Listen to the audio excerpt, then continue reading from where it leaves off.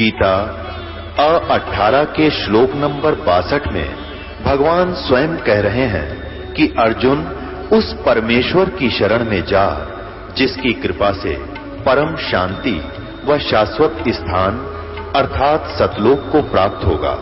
वो परमेश्वर कौन है, कहां है, कैसा है, जानने के लिए कृपया अवश्य सुनिए जगत गुरु तत्वदर्शी संत रामपाल जी महाराज के अमृत वचन।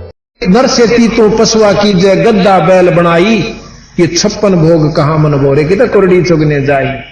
फिर ये मिलेगा तने खान, और फिर क्या होगा कि प्रेत सलाब बढ़ा देंगे मेरे किसे, तेरा बाप प्रेत बन रहा भूत है, और नौकर उसके पिंड भरवा दे, दुनिया छूट जाएगी। नौकर फिर प्रेत सलाब पे जा विराजे पेतरों पिंड भराई, और फिर बहुत श्राद्ध खान न आए, काग बहे कलमाए। फिर आगे बढ़ाओगे एक श्राद्ध काट दे तेरे पिताजियां का, और फिर ऊपर बगा देंगे एक टूक, वो धर देंगे रोटी, देख काग आ गया ना खान खातिर, तेरे पिताजी आ गए। नौके वो बाबू काग बन के आ गया थारा, और मुक्ति की बाट देखो तो। नौके बहुत श्राद्ध खान को आए, फिर काग बहे कलमाही, और फिर भी नौके ठीक से साधन आया। बंदी छोड़ महाराज कहते हैं गरीबदास जी, जय सतगुरु की संगत करते तेरे सकल कर्म कट जाए। ये सब झंझट तो पांडा छूट जाए, ना श्राद्ध काटने की जरूरत, ना किदम धोख लाने की जरूरत, एक नाम जपने की आवश्यकता है। और अपना ये पाठ करवा लो साल भर में एक, जिसमें 5 यज्ञ हो जाती हैं। फिर निश्चिंत देखा थारा भूतक प्रेतक पितर सत्तर कौन से आगे दुखी करे से। तो हमने जो है ना साधना कति छोड़ रखी है, और रोजाना की हम बताते हैं कि नित्य नियम से उसकी आरती। हमारे बच्चे, एक लड़का है, वो आपको दिखाओ कहां है, वो सतपाल का लड़का, वो यहीं घूम रहा था छोटा, उसके 2 साल पहले से आरती याद है सारी, जो हम पौन घंटे की शाम में होती है, कंप्लीट आरती याद है। और ये और भी बच्चे छोटे छोटे हैं जितने इनके सब का रोजाना आरती करते हैं, इनका परिवार बैठ के एक जोत जगा करके, एक धूप जगा करके प्रतिदिन हवन करते हैं ये, और नाम नारा जाप करते हैं परमात्मा का। तो इस प्रकार महाराज कहें कि जय सतगुरु की संगत करते तेरे सकल कर्म कट जाई। और भाई अमरपुरी पर आसन होते जहां धूप ना छाई, अमरपुरी उस सतलोक में तेरा स्थान बन जाता। सुरत नृत मन पवन, ये एक विधि है जाप करने की।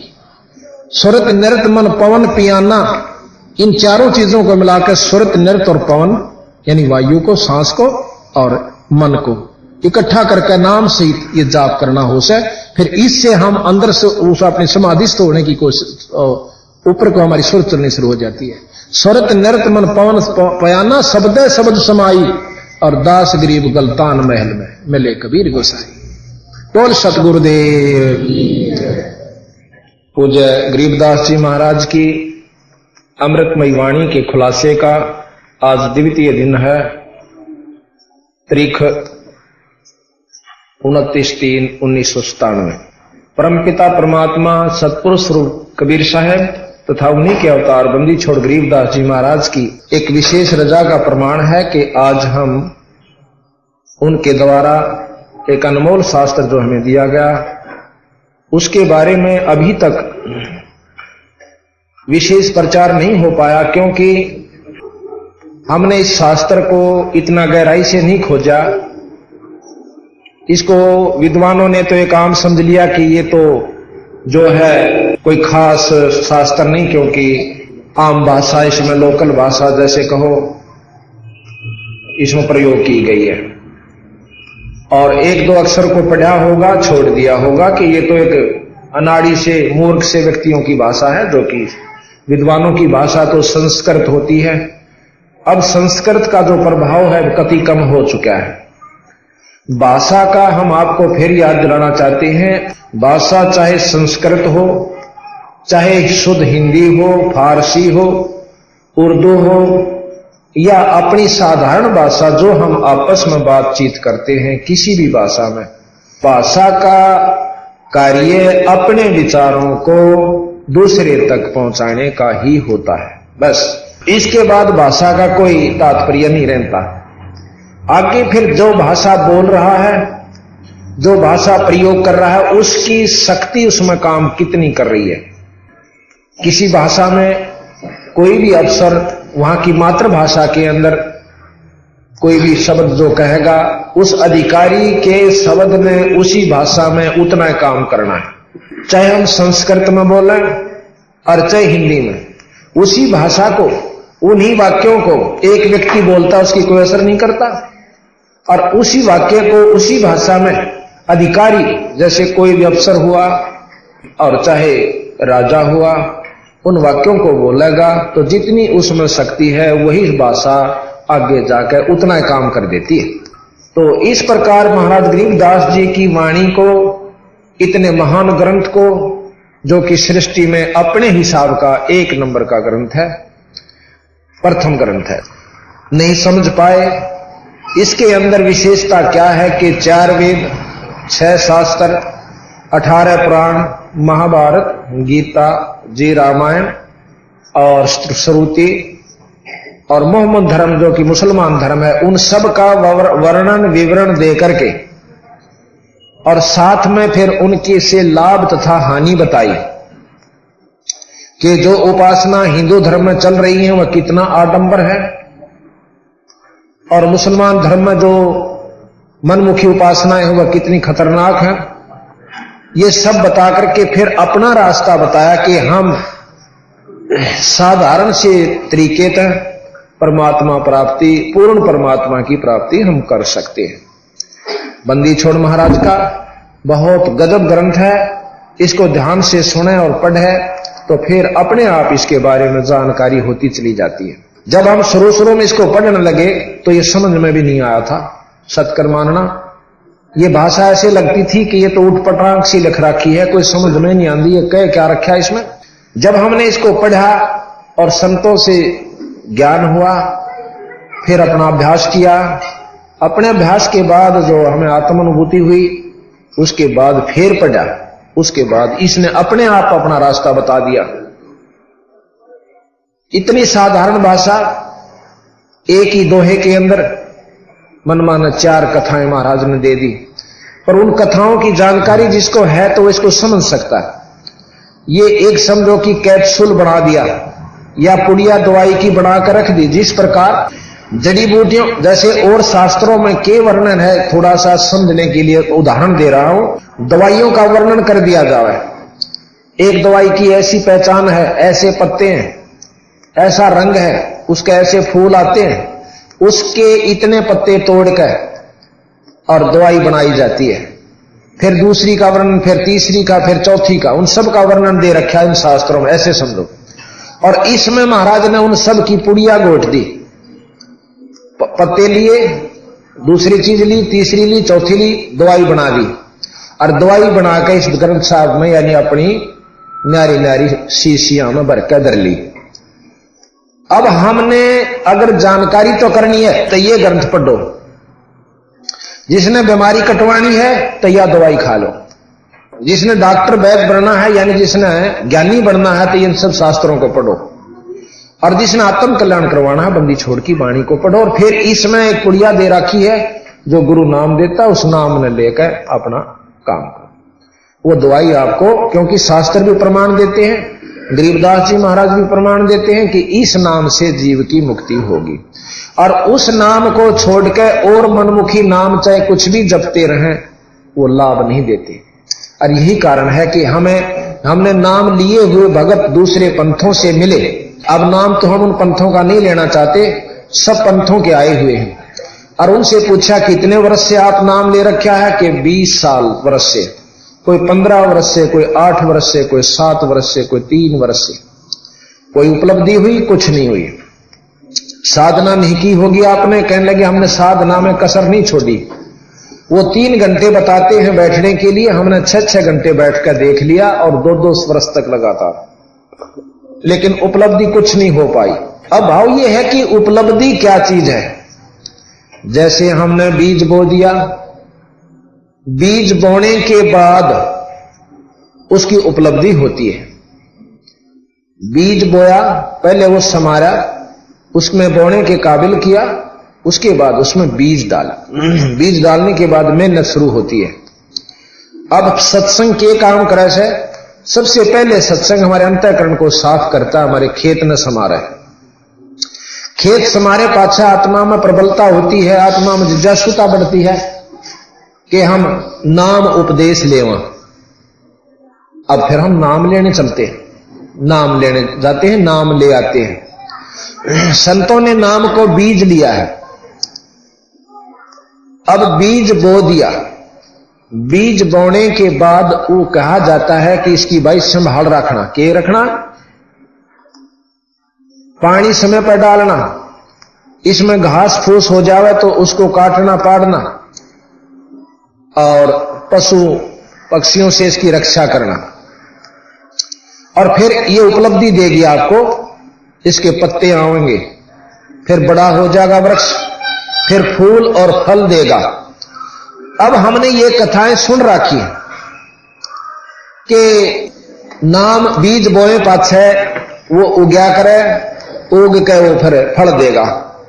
अब बीज हमने गलत बो रखा से, हमने चाहिए था आम का फल बीज, और बो लिया वहां पर बबूल यानी कीकर। तो कीकर बोए पाछे भी उपलब्धि होगी, क्योंकि कीकर ने भी उगना है और फिर बड़ा भी होना है, उसका पत्ते तथा डाली भी आवेंगी, और फिर जब फल आवेगा जब उसको मुश्किल हो जाएगी, क्योंकि हमने बोया था इस विधि से, इस उद्देश्य को रखते हुए कि भाई इसके बहुत अच्छे फल लगेंगे। आम की केपरी, आम की के विशेषता हो, सब मीठा होता है, फलों का राजा है, जिसने नहीं खाया उसने सुन रखा है। तो इस प्रकार जब वो फल लग लेता है फिर वो पछताना पड़े बेचारे न तेरे की, हमने तो वो फल उपलब्धि नहीं हुई जिसके लिए ये बोया था। अब कबीर साहब यही कहते हैं कि हमने चाहिए सतपुरुष पूर्ण ब्रह्म का जाप उपासना, और वो हम कर नहीं पाते, क्योंकि गलत नामों की उपासना से, गलत नामों की साधना से और गलत गुरुओं के पास पहुंच जाने से हमने उपलब्धि नहीं होती वह जो जिस उद्देश्य को लेकर हम चलते हैं, और आखिर में यो जीव नास्तिक हो जाए और ये महसूस कर ले है कि भाई कुछ ना बिराई भगवान भगवान को उनकी तरह, ये सब आप अपने बनावणिए बैठे हैं। तो वो गलती उन बेचारा की नहीं है, आत्मा परमात्मा ने सबकी चाह है, और सभी कोशिश करते हैं कि ईश्वरीय प्राप्ति हो, या कोई घर में सुख हो, कोई शरीर में सुख हो, यानी इस प्रकार हमें उपलब्धि हो। परंतु कुछ दिनों के बाद वो थक कर बैठ जाते हैं। यहां तक उन्होंने कहा कि हम पूरे परिवार के परिवार जाकर के महीना महीना वहां सेवा करके आए, उन सत्संगों के जहां स्थान थे, स्थल थे, 15-15 वर्ष हम लगे रहे, लेकिन कोई उपलब्धि नहीं हो पाई। और अब उन्होंने दोबारा उपदेश लिया, ईब उनकी जो उपलब्धि हुई वो अपने मुख से वर्णन करते हैं। तो बात ये नहीं है कि बीज सही, दवाई सही होगी तो उस बीमारी ने अवश्य काटेगी, अगर दवाई सही नहीं है तो वह बीमारी नहीं कटेगी जिसकी हम ट्राई कोशिश कर रहे हैं दूसरी दवाई खाने थे। तो गलत नामों के जाप से, गलत गुरुओं के फंस जाने से महाराज कहते हैं कि जीव को पूरी उपलब्धि नहीं होती। तो महाराज ने चारों वेद, 6 शास्त्र, 18 पुराण, इन सब शास्त्रों का निचोड़ दे रखा कि महाराज कहते हैं, गरीबदास जी और कबीर साहब भी प्रमाण देते हैं, और संत मत जो कबीर साहब के पंथी जो संत हैं वो सभी इसी बात की गवाही देते हैं कि ओंकार है वेद को मूला, वेद की जड़ ओम है, ओम मंत्र, ओम जाप कर लो और चारों वेद पढ़ लो। ओम से लाभ होगा, जाप से चारों वेदों से जानकारी हो सकती है क्या करना चाहिए था, और वो भी अपने मनमुखी नहीं, घरा बैठकर ओम ओम करता रहे, वो गुरु से लेना पड़े जो उस ओम मंत्र का साधक हो, जिसने उस ओम के मंत्र से साधना कर रखी हो, उपलब्धि हो रही हो, उस गुरु से भी ओम मंत्र अगर ले लिया जाए तो कुछ लाभ देगा। कहां तक देगा? वो 3 लोक का सर्वोच्च मंत्र है, और 3 लोक में आखिरी उपलब्धि चौथी मुक्ति है। 3 लोक की आखिरी उपलब्धि चौथी मुक्ति है, जिसको सायोज मुक्ति कहते हैं। तो सायोज मुक्ति में लिखा है कि ये जीव ब्रह्म में लीन हो जाता है, और ब्रह्मलीन कैसे होता है वो कबीर साहब बताते हैं और गरीबदास जी ने बताया कि वो लीन नहीं होता, वो कुछ समय के लिए इस जन्म मरण के चक्कर में बच जाता है और ब्रह्मलोक में उसको उस समय का स्थान मिल जाता है। जैसे मार्कंडेय ऋषि हैं और भी बहुत से संत हैं जिन्होंने काफी ओम मंत्र की साधना हजारों वर्ष लाखों वर्ष बैठ के की, उनको चौथी मुक्ति प्राप्त ब्रह्मलोक के अंदर वो बैठे हुए। जब वो महाप्रलय होगी तो ये सब वापस इसी लोक में यहां आवेंगे और दोबारा पृथ्वी खड़ी होगी, सब कुछ जो का तो ब्रह्मांड फिर रच दिया जाएगा। ऐसा प्रमाण संतों ने सभी शास्त्रों ने दिया है। अब कबीर साहब कहते हैं कि ओम मंत्र से के साथ में एक और मंत्र भी है जो हमें जाप करना चाहिए। हमने उसको छोड़ दिया और केवल यही जाप करते रहे तो असली वस्तु छोड़ दी। जिस प्रकार ओम मंत्र से जो उपलब्धि हुई, ओम मंत्र से यह शरीर भक्ति करने के काबिल हो जाता है, भूख प्यास कम हो जाती है, सिद्धियां प्राप्त हो जाती हैं। पर उन सिद्धियों को प्रयोग नहीं करें। उसके बाद इसको परिपक्व करने के लिए एक और मंत्र है जो इसमें दे रखा है कबीर साहब ने गरीबदास जी ने कि ओम भी जाप करना है, पर मेरे ओम तक काम नहीं चलता। इससे ऊपर एक मंत्र और है, उस मंत्र से फिर इसमें जैसे गेहूं बड़ा हुआ और बाल नहीं आई, जब उसमें बाली आ गई तो उसका कुछ फल है, और बाली आने पहले उसको चरा लिया तो वो कोई लाभ नहीं देता, चारे चारे का लाभ आपको दे रहा है। इसी प्रकार हम केवल ओम मंत्र को ही सर्वश्रेष्ठ मानकर और उसकी उपासना करके अपने आप को पूर्ण मुक्ति के साधक समझते हैं, अनजान से बेरा नहीं। अब जैसे गेहूं में जब तक वो दाना नहीं बन ले, बाल पगी पक नहीं हो ले, तब तक पहले उसको काट लेने से कोई लाभ नहीं होता। तो ओम मंत्र जो है ये बाल आने पहले की जितनी प्रक्रिया उस पौधे की है वो ओम मंत्र से होती है। इससे ऊपर सोहम मंत्र है, सोहम, क्योंकि इसमें क्लियर बता रखा है महाराज ने, और वो भी पूरे गुरु से मिला, नो जानकारी होगी भाई ओम भी है सोहम भी है, इससे भी कोई लाभ नहीं होगा। अब जैसे कोई अपॉइंटमेंट लेटर देता है और उसमें लिख रखा है कि you are here by appointed for the post of फलाना फलाना, इतने इतने आपके रिटायरमेंट होगी, ये आपकी तनख्वाह होगी, वो सब ने मालूम है। लेकिन जब तक अधिकारी उस पर दस्तक नहीं कर देगा, जो उसमें अपॉइंटमेंट अथॉरिटी है, अपॉइंटिंग अथॉरिटी है, जब लग वो कागज कोई काम नहीं आवे, चाहे उसने ज्ञान भी रहा हो। तो इस प्रकार गुरु की आवश्यकता पड़ती है इस मंत्र को लेने के लिए। फिर विधि नहीं बतावांगे हम कि कैसे जपा जाता है, मेरे ओम सोम जपण तक कोई लाभ नहीं होता। तो एक विधि बताई जाती है, जैसे बंदूक भी हो और गोली भी हो और चलान का बेरा ना हो, ले हांडे जा ना बंदूक। भाई पशु घेरने का काम तो बेसिक ले ले उस बंदूक की लठ ने, जिसने नहीं ले रहा है, क्या गुड़ फोड़ देगा पहाड़ी, क्या प्याज फोड़ लेगा, और काम बंदूक नहीं दे सकती। इसी प्रकार अनजान व्यक्तियों ने महाराज के मंत्र जरूर ढूंढ लिए कि इस ग्रंथ साहब में लिख रहा कि क्यों घरा घरा रखा है, तो घर घर महाराज का ग्रंथ साहब बहुत से व्यक्तियों के पास। अरे कल आया था भगत जी ने बोला मैंने सारा याद है ग्रंथ साहब, मतलब परीक्षार्थ आया था, और बोला इसमें ये मंत्र है वो मंत्र है, इनसे क्या लाभ होगा, करके देख लिया हमने 20-20 साल, कुछ नहीं होता।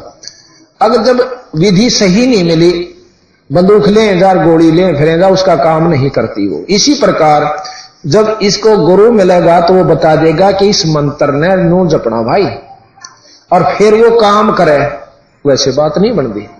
तो अज्ञानता के कारण हम ना जाने कहां साधना कितना अपनी मनमर्जी नाम याद भी कर लिए और पता भी चल गया कि न्यू करया करें, फिर भी लाभ नहीं होता। तो ये जानकर फिर महाराज ने बताया कि इस ओम सोहम मंत्र से ऊपर एक और मंत्र है जिसको सार नाम कहते हैं। आपको बताएंगे कि मनमुखी नाम 36 जगह मिलते हैं, पर वो नाम काम नहीं करते, क्योंकि मीराबाई का प्रमाण मिलता है कि ओहंग सोहंग डोरी लागी दिल की दुर्मत सारी भागी। मीराबाई ने रविदास जी का नाम लिया, रविदास जी के गुरु रामानंद जी थे, रामानंद जी को कबीर साहब ने शिष्य होकर बताया था गुरु जी इस मंत्र से लाभ होगा। मेरे रामानंद पहले ओम जाप ही किया करता था, और इतना 104 साल के ब्रह्मचारी और साधक योगी और चारों वेदों के ज्ञाता, उस पर भी महाराज कबीर साहब ने समझाया कि मेरे ओम तक काम ना चला स्वामी जी, और फिर आप मैं नाम बताऊं इसका और जाप करो और आगे शिष्यों को दो। तो जब रामानंद जी ने, जब महाराज कहते हैं रामानंद ओम की तारी, रामानंद जो है ओम की आशा, केवल ओम तय की उसकी उम्मीद ला रखी थी स्वर्ग प्राप्ति की। ताते सोहम ताते खंडी सोहम श्वासा, इससे उसके वो सोहम सांस जो थे जवाब थे वो खत्म हो रहे थे। अब फिर बताते हैं कि ओम, अच्छा आपने अभी गोरखनाथ जी के बारे में प्रमाण देंगे कितने महान शब्द हुए। इस पृथ्वी पर गोरखनाथ जी के सम्मान कोई शब्द नहीं हुआ, और गोरखनाथ जी की और कबीर साहब की वार्ता अभी आपको हम सुनाएंगे। और उस गोरखनाथ जी शब्द ने भी कबीर साहब के चरणों में माथा टेक कर और यथार्थ मार्ग पूछा। जब उनको बताया सतगुरु महाराज ने कि ये नाम जप, तो जब यहां आपने शब्द सुना होगा बंगला खूब बना है दरवेश, उसमें फिर कहता है कि उसमें शब्द आता है कि ओंकार के सोहंकार में, शब्द आपने सुना भी होगा, बंगले में गाते हैं कि ओंकार के सोहंकार में, ओम और सोहम, ओंकार ओम, सोहंकार सोहम, ओंकार के सोहंकार में। जब ये मंत्र कबीर साहब से नाथ जी को मिला तब उसकी मुक्ति का साधन तैयार हुआ। फिर उसके बाद एक सार शब्द होता है, सार नाम, ये उसके बाद उस सार नाम भी जब तक नहीं मिलेगा इतने नरे ओम सोम तभी बात नहीं बनती।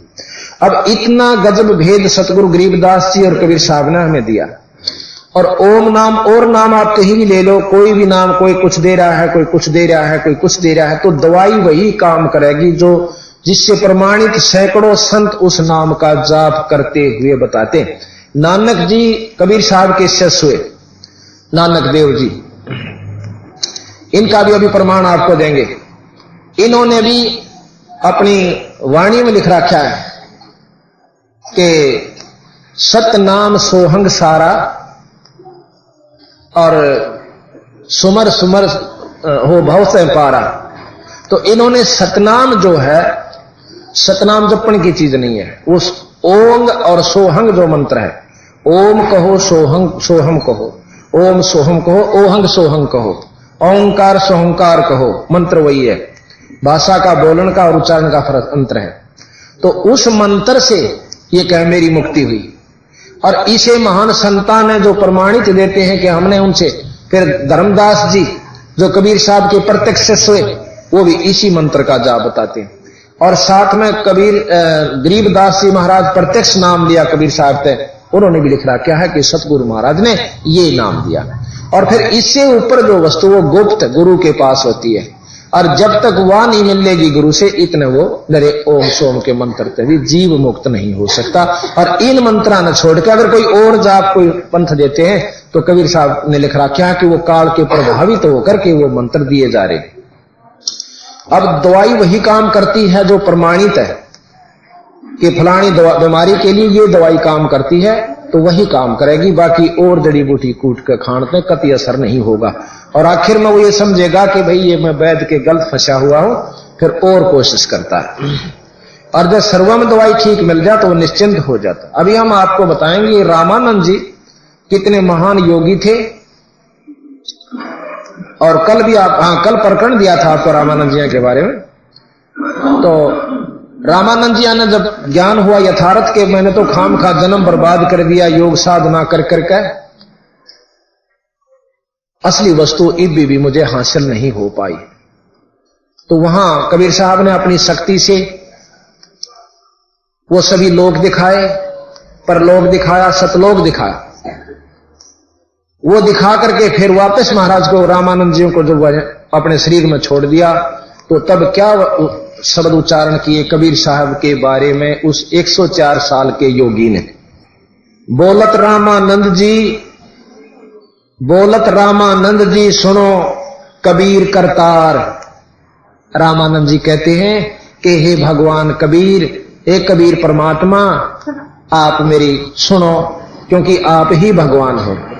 बोलत रामानंद जी सुन कबीर करतार, गरीबदास सब रूप में भाई तुम ही बोलनहार। कि सारे जीवों में हर व्यवस्था में आपकी शक्ति संतरित है। तुम साहेब, तुम संत हो, साहेब कहें परमात्मा को, तुम साहेब तुम संत हो, तुम सतगुरु तुम हंस, गरीबदास तुम रूप बिन और न दूजा अंश। आप ही सर्वशक्तिमान हो, आप सारी इस ब्रह्मांड के रचयिता हो और सबके पालक हो।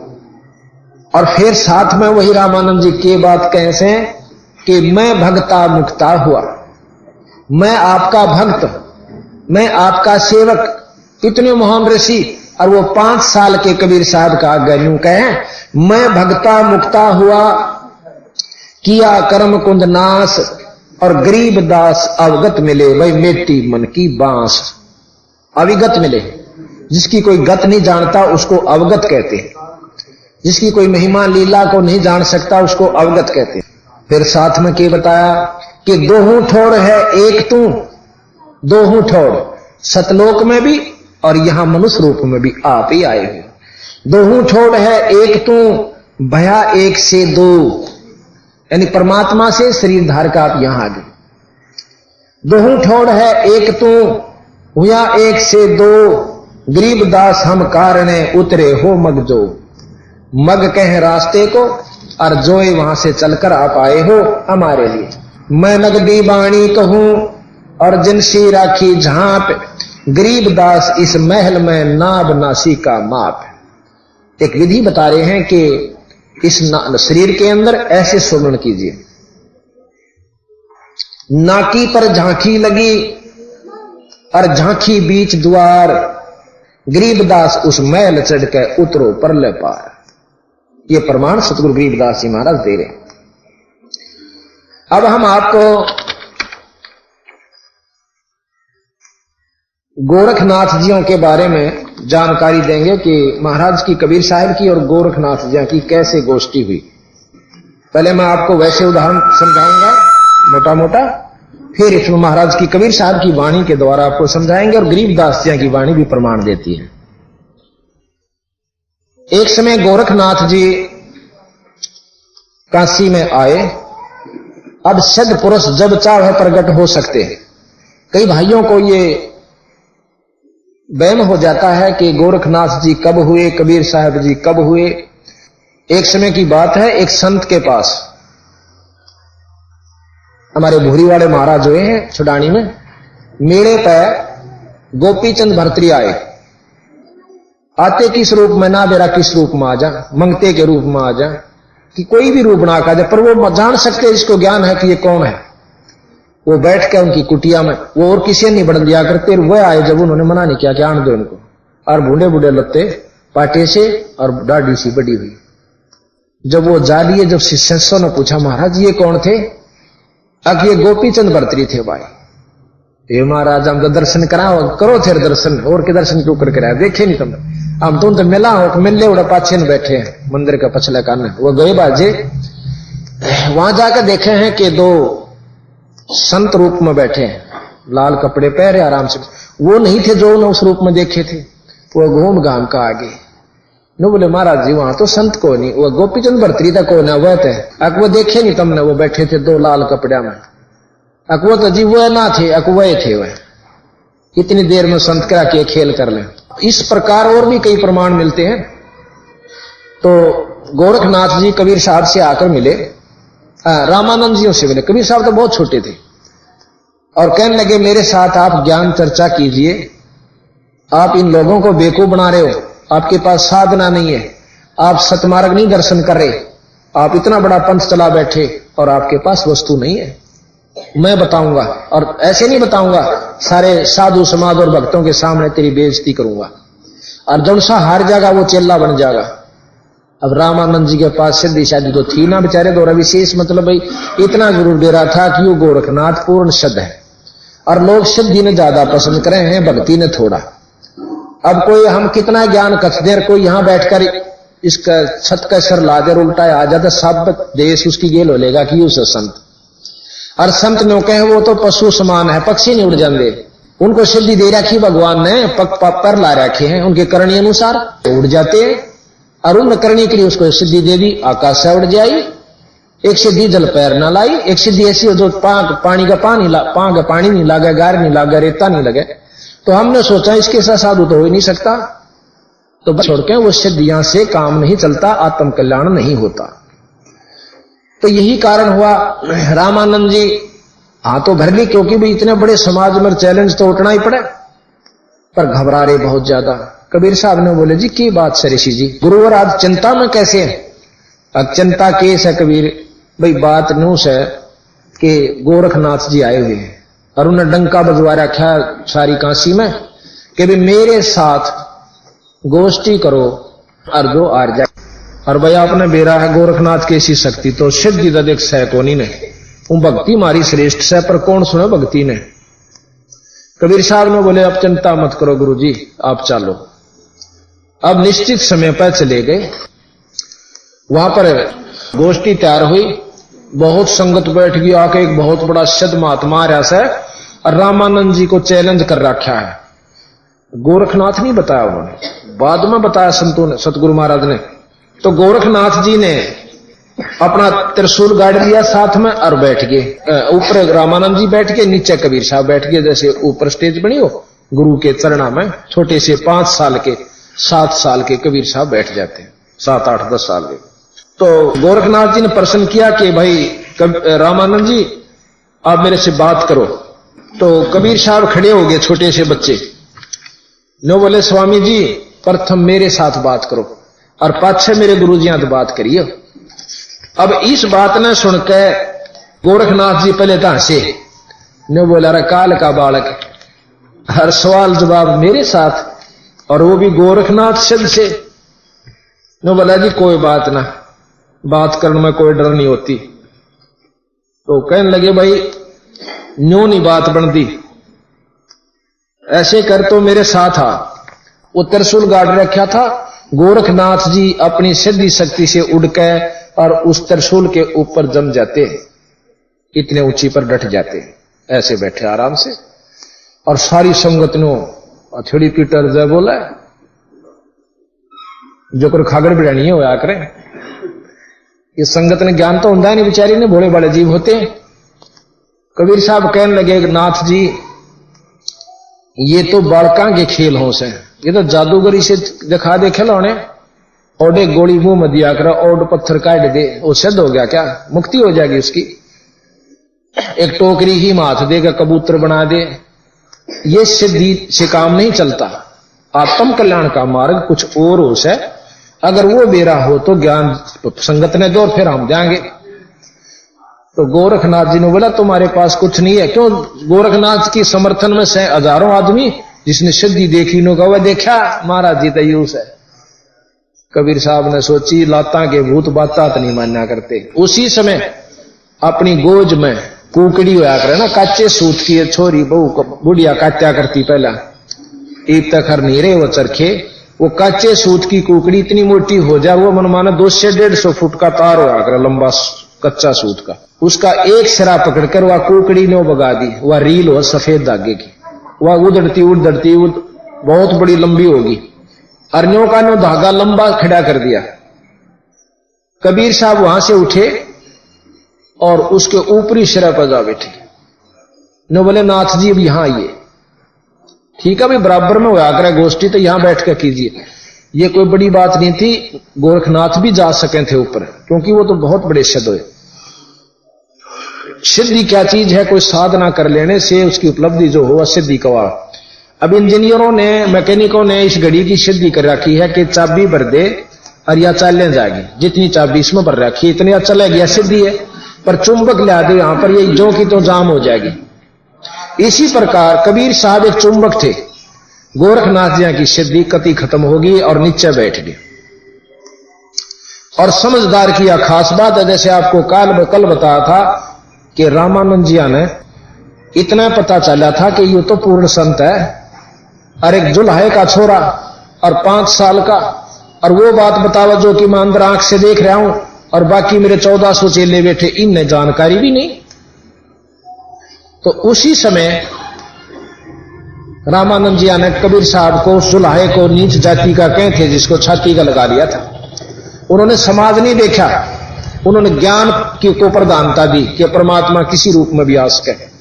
उसी प्रकार गोरखनाथ जी ने इस बात को ज्यादा नहीं बढ़ाया, हाथ जोड़ कर बोले महाराज जी नीचे आओ, दर्शन दो, बात फैसला हो गया। महाराज नीचे आ गए, फिर बातचीत हुई। उस दिन कबीर साहब ने गोरखनाथ जियों को उपदेश दिया, उनके शिष्य हुए और उसके बाद गोरखनाथ जी की मुक्ति हुई। अब हम गोरखनाथ जी के बारे में आपको प्रकरण बताते हैं, प्रमाणित, वैसे नहीं कोई चलते फिरते। ऋषि का प्रमाण कबीर साहब ने भी दिया है, गरीबदास जी ने। अब भी कई नाथ परंपरा के जो संत हैं, जो गोरखपंथी हैं, वो कहें जी कबीर साहब शब्द रूप में नाथ जी तो मिले थे, जरूर मिले हैं। और उसके बाद आपने नाथ पंथी ऐसे मिलेंगे जो इतने गजब शब्द महाराज कबीर साहब अनुसार उन्होंने बना और गा रखे, जैसे भानीनाथ आपने सुना होगा, गुलाबनाथ के सुने होंगे। तो ये गोरखपंथी नाथ परंपरा के होते हुए भी संत मत को अपना रखा है। तो जब जानकारी होगी तो गोरखनाथ जी ने यह बात मान ली। अब हम थोड़ा सा आपको वर्णन देते हैं कबीर साहब की। कबीर सागर से शाहवार वाणी है। योगी गोरखनाथ प्रतापी, प्रतापी कहें बहुत शक्तिशाली, और तासो तेज पृथ्वी कांपी, उसके तेजता उसके प्रभावता पृथ्वी भी कांप जाती थी, इतने प्रबल तपस्वी गोरखनाथ जी हुए। काशी नगर में सोपग पर ही रामानंद से चर्चा कर ही, चर्चा में गोरख जय पावे। सब ने बेरा था कि भी गोरखनाथ साहब ने तो जीतना है, जीतना है। चर्चा में गोरख जय पावे, कंठी तोड़े तिलक छुड़वावे। अब वैष्णु साधुओं की कंठी होती है गले माला, और तिलक लाते हैं 3, कहते हैं उन सब तिलकों को धोकर कंठी तोड़वा देगा रामानंद जी को हरा करके। सत कबीर शिष जो भय हो, यह वृंतांत सो सुन ले। रामानंद के शिष्य कबीर साहब हुए थे, उन्होंने इस चर्चा को सुन लिया। गोरखनाथ के डर के मारे और बैरागी नहीं भेख समारे। वैरागियों का, वैष्णव का अलग से भेष होता है, कंठी पहनना, तिलक लगाना और कई फरुआ लेना, कई तरह की उनके साधना होती है। उन्होंने कोई से नहीं उस दिन ये साधन किए कि पहचान ना लेके वैष्णव साधु हैं और हमारे साथ हमारी बेइज्जती ना हो जाए। तब कबीर आज्ञा अनुसारा, वैष्णव सकल रूप संवारा। कबीर साहब ने बोले निश्चिंत होकर अपना उसी रूप में आओ, चलो क्यों चिंता करते हो। सो सुध गोरखनाथ जो पावे, काशी नगर शीघ्र चल आवे। रामानंद को खबर पठाई और चर्चा करो मेरे संग आई। रामानंद की पहली पौड़ी, सत कबीर बैठे तीस ठोड़ी। रामानंद जी तो ऊपरली पैड़ी पे, कबीर साहब निचली पैड़ी पे, यानी गुरु शिष्य के भाव से चरणों में बैठे। कहे कबीर सुन गोरखनाथा, चर्चा करो प्रथम मेरे साथा। कबीर साहब गोरखनाथ जी बोले कि नाथ जी प्रथम मेरे से बात करो, प्रथम चर्चा करो संग मेरे। पीछे मेरे गुरु को टेरे, बालक रूप कबीर निहारी।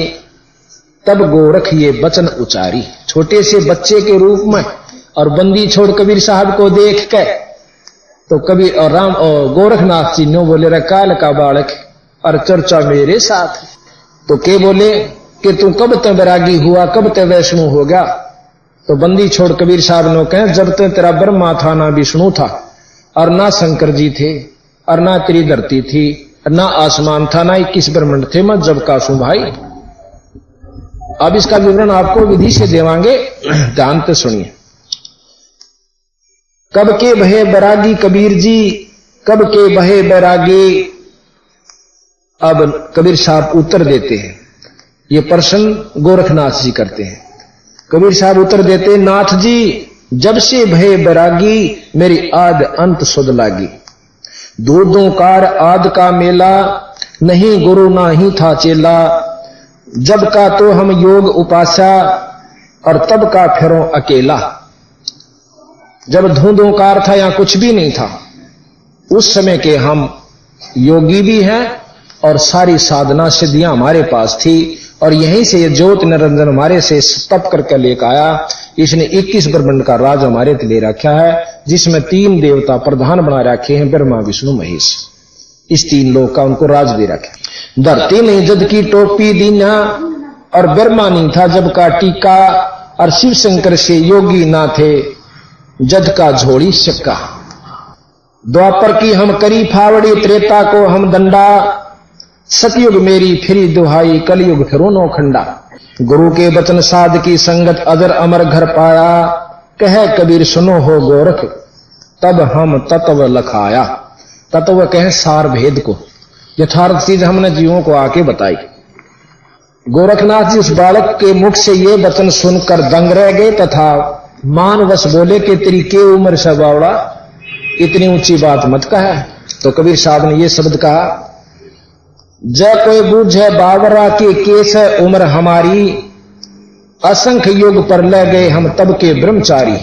कोट निरंजन हो गए परलोक सिधारी, करोड़ों निरंजन हो जा लिए, जिस अलख निरंजन का, जिस ब्रह्म का, ज्योत निरंजन का ध्यान ब्रह्मा करे, विष्णु करे और शंकर जी करे। उसे तेरे निरंजन, अलख निरंजन, ज्योत निरंजन, ब्रह्म पिराने कितने हो जा लिए। कोट निरंजन हो गए परलोक सिधारी, हम तो सदा महबूब हैं सो हम ब्रह्मचारी। 10 करोड़ ब्रह्मा हुए और 9 करोड़ कन्हैया। 10 करोड़ का ब्रह्मा हुए गए और 9 करोड़ कन्हैया विष्णु जी, और 10 करोड़ ब्रह्मा गए, 9 करोड़ कन्हैया, और 7 करोड़ शंभू गए मेरी एक पलैया। मेरी तो एक पल, और ये इतने 7 करोड़ शंकर भगवान भी खत्म हो लिए। अब हम इष्टवादी होकर के इन बातें न सुन नहीं सकते। हमने सोचा सा कि कबीर साहब तो शंकर जिया की, विष्णु भगवान की निंदा करते, निंदा इन्होंने कितना नहीं कर रखी, इनकी तो सच्चाई नहीं खत्म हुई, निंदा करने की फुर्सती न मिली कहा। इन्होंने यथार्थ बात सारी कही और वो भी पूरी नहीं कह पाए।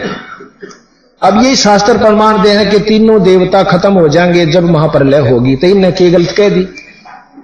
एक शब्द आपने सुना होगा, गगन में आग लगी बड़ी भारी, गगन में आग लगी बड़ी भारी, ब्रह्मा भी जल गया, विष्णु भी जल गया, शंकर जड़ा लटाधारी। यो शब्द ला दिया तो वहां इष्ट उपासक बड़े नाराज से हो बोला, यूं के शब्द कह रखा है को कबीर साहब ने। फिर उनको दिखा कि ये शास्त्र बताओ भाई, ये कह रखा है इन्हें, अरे इन्हें कह रखा, या तो फिर इन्हें भी गलत समझो ना, इन्हें क्यों गलत समझा, ये तो शास्त्र हिंदुआ कैसे। तो यही हमारे अंदर इष्टवादिता जो बचपन में कूट कर भर दी, हम एसटीएम ने नो समझ रहे हैं, ये प्रधानमंत्री है, कोई नो कही एसटीएम है, प्रधानमंत्री नहीं है, तो हम काली मानना साहब ले हमारे साहब ने बिसराव है। तो जिसने ज्ञान नहीं वो उनको समझ सकता है, बाकी को नहीं। 10 करोड़ ब्रह्मा गए, 9 करोड़ कन्हैया, और 7 करोड़ शंभू गए मेरी एक पलैया, मेरी एक पल हुई। कोटन नारद हो गए शंभू से चारी, देवता की गिनती नहीं क्या सृष्टि बिचारी। नहीं बूढ़ा नहीं बालक, अरना में भाट बखारी, कहे कबीर सुनो हो गोरख या से उम्र हमारी। अब इस प्रकार आप हिसाब लाइयो। अब रामानंद जी को नीचा दिखाने के लिए फिर गोरखनाथ जी ने एक और प्रश्न किया कि पूछा कि किसका लड़का है तुम। अब कबीर साहब साची बताओ, मैं जुलाहे का छोरा भाई। अर्जुन कहेंगे छोरा जुलाहे का, नीच जाति वाले का को नाम दे रखा रामानंद जी ने, और ये नीची नाड़ करके यहां से उठ जाएगा। तो तेरी क्या जात है, अलख निरंजन से ऊपर आप कैसे होगे। निरंजन ही जग का करता है, गोरखनाथ जी कहते हैं निरंजन ही जग का करता है, इससे ऊपर कोई नहीं। आप तो ऐसे कह रहे हो जैसे खुद परमात्मा हो। तो यहां कबीर साहब अपना शब्द बताते हैं, अवधू अवगत से चल आए, मेरा मर्म भेद ना पाए। अवगत, जिस गत को कोई नहीं जानता, हम सतलोक से आए और इस महिमा को कोई नहीं जानता मेरी को। अवगत से चल आए, मेरा भेद मर्म ना पाए, ना मेरा जन्म ना गर्भ बसेरा, हम बालक हो दिखलाए। ना मेरा जन्म ना गर्भ बसेरा, बालक हो दिखलाए, और भाई काशी नगर जंगल बिच डेरा, तहां जुलाहे पाए। अब मेरी जात देख लो, मैं केस हूं, सतलोक से आया था अपनी शक्ति से, और एक तालाब में आकर मैंने अपना स्वरूप धारण किया छोटे से बच्चे का, और वहां पर मुझे एक जुल्हे ने उठा लिया। काशी नगर जल बिच डेरा तहां जुल्हा पाए। मात पिता मेरे कुछ ना ही, ना मेरे घर दासी, ना मेरा मां, ना मेरा पिता और ना मेरी कोई पत्नी। और जुल्हे का सुत आन कहाया जगत करे मेरी हंसी। मैं एक जुल्हे का पुत्र आके कवाया और दुनिया मेरी हंसी करती है, पर मैं जो हूं वो ज्यों का त्यों। मात पिता मेरे कुछ ना ही, ना मेरे घर दासी और जुल्हे के सुत आन कहाया जगत करे मेरी हंसी। धड़नी मेरे गगन कुछ ना ही, सूझे अगम अपारा। सत स्वरूपी नाम साहेब का सो है नाम हमारा। जो परमात्मा का सर्वश्रेष्ठ नाम है वो नाम मेरा है। अभी आपको हम प्रमाण देंगे वेदों के अंदर कबीर नाम की कितनी महिमा गा रखी है। और वेद इस सृष्टि के सर्वश्रेष्ठ ज्ञान है। वेदों को सब मानते हैं कि वेद जैसा ज्ञान नहीं।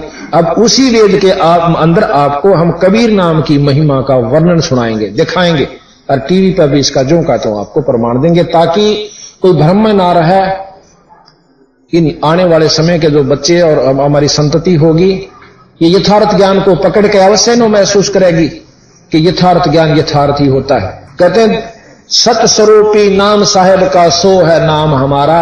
जो सत नाम, सच्चा नाम, सार नाम यानी जो असली वस्तु है वो जो नाम है सतगुरु का, वही मेरा नाम है, वही मेरा स्वरूप है। यानी मैं सतपुरुष पूर्ण ब्रह्म का अवतार और उसी का रूप हूं। तो यहां कहते हैं अदर दीप गगन गुफा में तानिच वस्तु हमारा। ज्योत स्वरूपी अलख निरंजन वो धरता ध्यान हमारा। अब कहें जिस ज्योत स्वरूपी निरंजन को तुम परमात्मा मानते हो वो भी मेरा ध्यान धरे से मेरे से शक्ति संतरित करता है, मेरा जाप करता है। अधर दीप गगन गुफा में, अधर कहें ऊपर, द्वीप कहें लोक को, उस ऊपरले लोक में, सतलोक में, सतधाम में मेरा असली वस्तु है, मेरा असली स्वरूप शब्द रूप है। अधर दीप गगन गुफा में तहां निज वस्तु हमारा। और ज्योत स्वरूपी अलख निरंजन यो जपता नाम हमारा। ये थरा ज्योत स्वरूपी अलख निरंजन जिसको वेद ब्रह्म कहते हैं, निराकार कहते हैं, ये आकार में अपने रूप में, अपने लोक में, जो निरंजन लोक के अंदर ये आकार में है। और वो भी हमारा नाम जप करके अपनी शक्ति प्राप्त कर रहा है। और निरंजन से शक्ति प्राप्त कर रहे हैं ये ब्रह्मा विष्णु महेश जाप करते हैं। आपने शंकर भगवान का चित्र देखा होगा, उसमें वो समाधि नजर में अवस्था में आपको देखते हैं, तो वो किसका नाम जप है।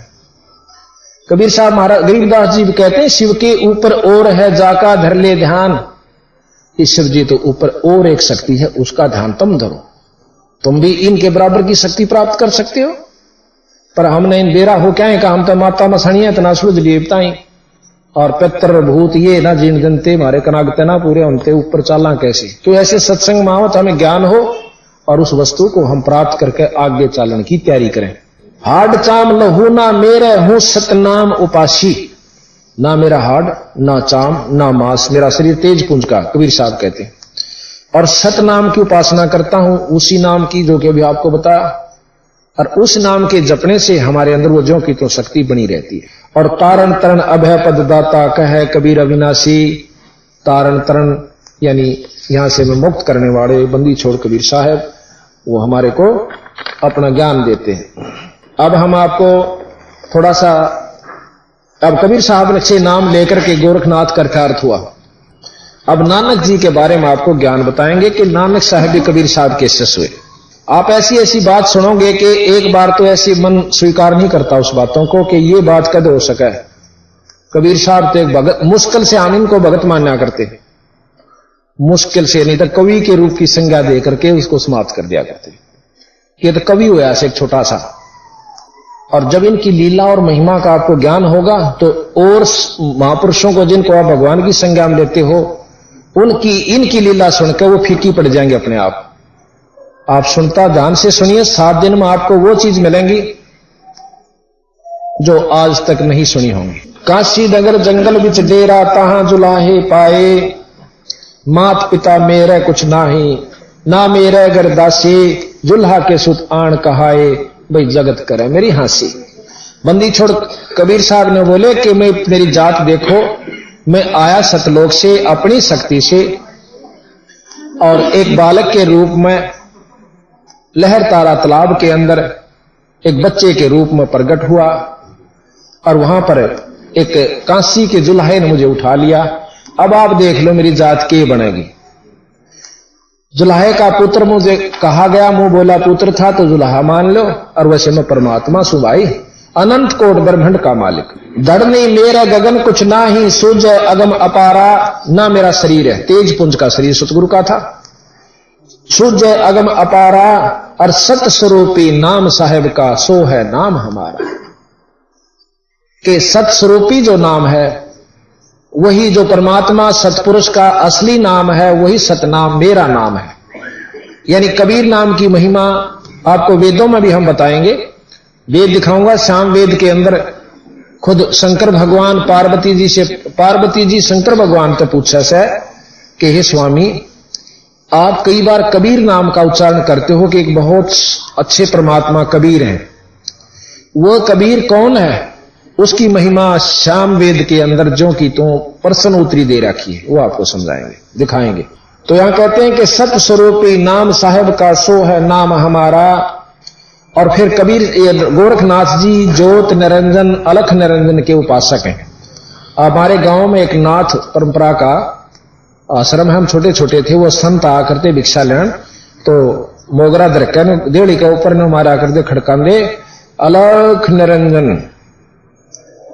तो हम बच्चे से थे कि अलख निरंजन कोई भगवान ना होगा, और है भी परमात्मा। ये 21 ब्रह्मांड तक का परमात्मा अलख निरंजन है, जिसको ज्योत निरंजन भी कहते हैं।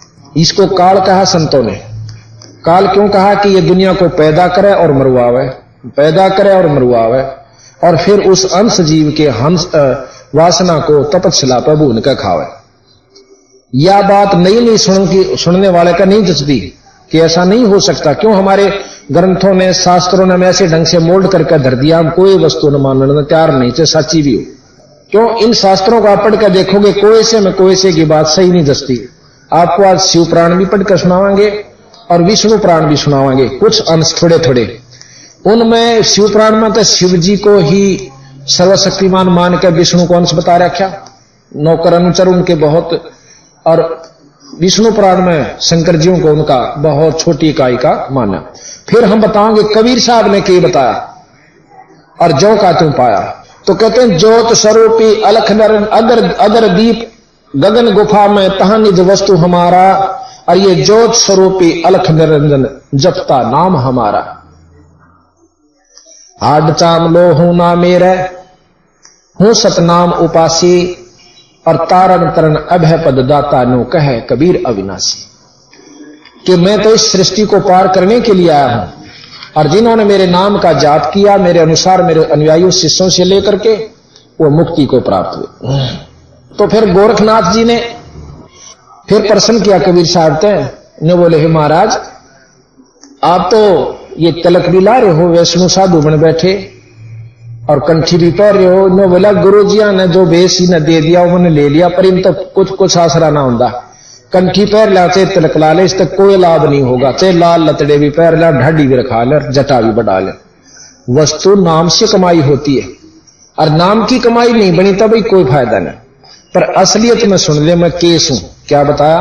अवधु हम तो परपट्टन के वासी, परपट्टन कहे परलोक, परलोक मीन सतपुरुष, पर ब्रह्म का पूर्ण ब्रह्म का लोक, अपना धाम। जैसे विदेश कहे ना, विदेश तो सारे ही हैं।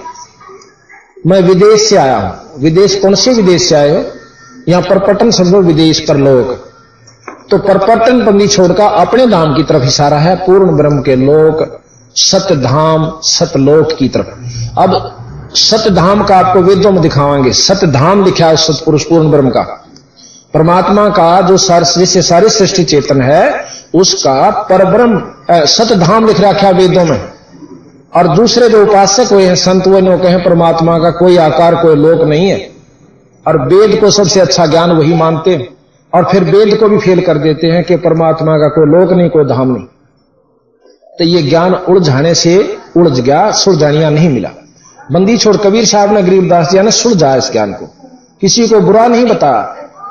उनकी साधनाओं को इतना जरूर कहा कि ग्वार बो कर आम की बाट मत देखो, ग्वार बो कर गेहूं की इंतजार मत करो, गेहूं बोरे ग्वार बोरे सो आप गलत बोरे सो और कहो सुनो यो गेहूं से, तो उसने नो बता दे ये गेहूं नहीं से, तो उस अनुदान का फायदा हो सकता है। इन्होंने यही बताया कि आप जिसको परमात्मा पूर्ण परमात्मा मान रहे सो, डीसी न मुख्य प्रधानमंत्री या मुख्यमंत्री मानते हो, तो यो नहीं से, पर आम व्यक्ति से ज्यादा सुविधा उसको है। उनकी तकरीबन मिलती जुलती प्रक्रिया हर चीज उसमें होती है। अफसर में डीसी की और मुख्यमंत्री की तकरीबन मिलती है, गनमैन भी होता है, पुलिस भी होती है, कार भी हो से, झंडी भी हो से, और हम उसके लक्षणों को मान करके उसी को मुख्यमंत्री मान लें तो समझदार समझा देगा ये मुख्यमंत्री ना भाई डीसी साहब से, डीसी जिले तक के मालिक से, और मुख्यमंत्री के नीचे 15-16 जिले आम से, ये बड़ा साहब से। और वो ना मानता ना झंडी देखिए इसके भी झंडी उसके भी, तो फर्क से झंडिया में भी अंतर हो। फिर मुख्यमंत्री प्रधानमंत्री की कति मिल जा से गणाएं ख्यास करनिया बेसन पर कर ले कि प्रधानमंत्री से मुख्यमंत्री वाह झंडी चक्कर वाली आगे पाछे गनमैन और 20-20 गाड़ी, तो उनको भेद करनिया बतावेगा जिसने जानकारी। इसी प्रकार हम मंत्रों शास्त्रों को ज्ञान जरूर जानकारी हुई, पर सही उन्होंने बताया कबीर साहब ना के कि ये यहां तक के भगवान से परमात्मा से, ये ऊपर के परमात्मा से, इनसे ऊपर कुछ और शक्ति है। अब दो हम तो पर पट्टन के बासी, तीर्थ जाना देवल पूजे ना वृंदावन काशी। हम ना तो तीर्थों पर जाते और ना देवल पूजते, मंदिर नहीं पूजते, और ना वृंदावन काशी। तिलक तिलक जरूर ला रहा सू क्योंकि गुरु जी ने ला दी, बाकी मैं कितना नहीं जानता, ना इन अच्छी उपासना को मैं करता हूं। रहनी रह सो रोगी कहिए और करनी करे सो कामी, और रहनी करनी से हम न्यारे, ना सेवक ना स्वामी। रोजा नेम नमाज ना जाना, ना रोजा करते, ना नेम ना नमाज, और ना कोई तस्बीह माला गीता गायत्री ना पढ़ते, ना आसन मृगशाला। ना हम जंगम शेख सेवड़े, ना कोई तपा सन्यासी, उनमनी है अनहद में राते हम परम सुन के बासी। सुन वो स्थान है जिसमें बीच के अंदर कोई वस्तु नहीं है, ना कोई लोक है, बहुत सुन अंधेरा है। हर एक अंड के बीच में, एक अंड के अंदर हम सामग्री बताओगे, गरीबदास जी ने बता रखी है कि एक अंड के अंदर केक के समान से, उस अंड के बीच में बहुत बड़ा सुन स्थान है। योगियों की समाधि अंड से बाहर नहीं जाती। एक आध की कोशिश करी जैसे मार्कंडे जैसे ऋषि ने, वो सुन पार नहीं कर सकी। ऊपर घूम का आगे के ऊपर कुछ नहीं है, जो कुछ है अंड के अंदर ही है। कबीर साहब कहते हैं इसे असंख अंड है, और उन संख अंडा तो पर हमारा लोक सतलोक है, जहां ब्रह्मा जा सकता, ना विष्णु जा सकता, ना शंकर जी की समाधि। सबसे बड़े समाधि लाने वाले इस पृथ्वी सृष्टि के अंदर शंकर भगवान है। तो 97 बार शंकर भगवान ने अंड को पार करने की कोशिश करी, 97 बार वापस आ गया, वहां नहीं पहुंच पाया। और बाकी 3 घंटे बैठ कर को मुक्ति चांदा हो तो भूल में मत रही हो। बंदी छोड़ की शरण में आकर एक नाम है जिसके सहारे, अब जैसे हम कुएं में पड़े हैं जेरे में, मृतलोक के में, और जैसे कुएं में बाल्टी पड़ जाए उसकी हिम्मत नहीं कि वो आप लेकर जाए, या कोई और पशु पड़ जाए, पक्षी पड़ जाए, ऊपर तो डोरी डाली जाती है, उसको सहारा लेकर उसको पकड़ कर हम ऊपर जा सकते हैं। तो इस प्रकार सतगुरु महाराज ने अपनी महिमा बताई, अपना व्यवस्था बताई। अब गरीबदास जी महाराज कहते 4 युग के योग को भाई खाए जावा था काल, और सतगुरु नाम सुनाइया जब टूटा जंजाल। कबीर साहब ने नाम दिया जब उसका झंझट मिटा गोरखनाथ जी का, कि गोरखनाथ जी 4 युग में योगी रहे आप, अब कुछ दिनों के बाद जब ये समाप्त हो जाएगी आपकी सिद्धि, आप दोबारा इस जन्म मरण के चक्कर में आओगे। अब भी गोरखनाथ जी की जो करनी कर रखी है उसके मन में विश्वास इतना जरूर हो गया कि सत नाम सत रास्ता कबीर साहब का है, लेकिन पूर्ण विश्वास नहीं हो पाया। इसकी वजह से उसको एक गेड़ा फेर देगा कबीर साहब। कहते हैं गोरखनाथ जी जब सतयुग शुरू होगा उसमें 1 लाख वर्ष तक दिल्ली का राज करेंगे और ब्रह्मचारी रहेंगे। 1 लाख वर्ष वही गोरखनाथ जी आकर दिल्ली का राज करेगा। अब ये बताओ जब गोरखनाथ जी की मुक्ति नहीं हो पाई तो आम व्यक्ति की नहीं हो सकती। तो हमने पूर्ण विश्वास के साथ कबीर साहब का नाम जपना होगा और यहां की सब वासनाएं खत्म करनी होगी। किस प्रकार? जैसे गरीबदास जी महाराज कहते हैं, इंद्र का राज काग का बेस्टा,